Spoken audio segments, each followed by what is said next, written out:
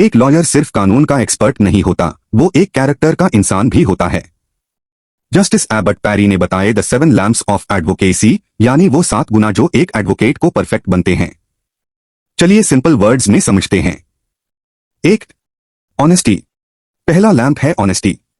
एक एडवोकेट के लिए सच्चाई सबसे बड़ी ताकत है।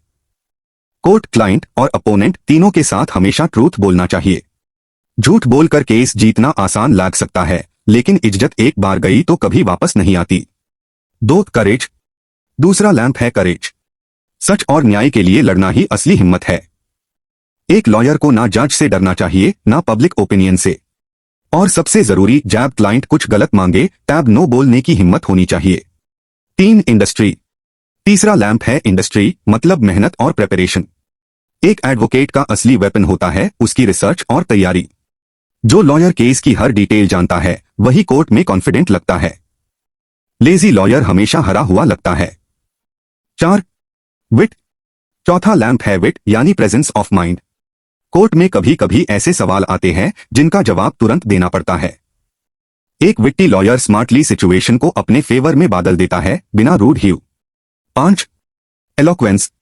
पांचवा लैम्प है एलोक्वेंस, मतलब बोलने की कला। जो लॉयर क्लियरली, कॉन्फिडेंटली और पोलाइटली बोलता है वही जज को कॉन्विंस कर पाता है। ज्यादा बोलना इंपॉर्टेंट नहीं, सही बात सही तरीके से बोलना इंपॉर्टेंट है। 6. जजमेंट। छठा लैम्प है जजमेंट।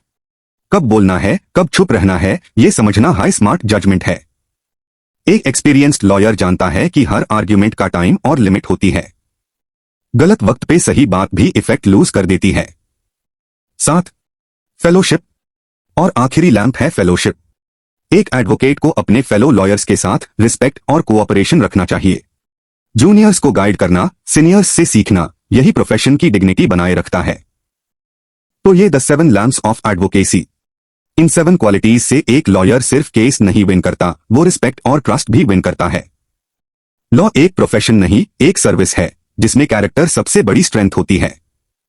अगर आपको ये वीडियो पसंद आए तो लाइक करें, शेयर करें और सब्सक्राइब करें थे LLB क्लासरूम पर और भी लीगल नॉलेज के लिए।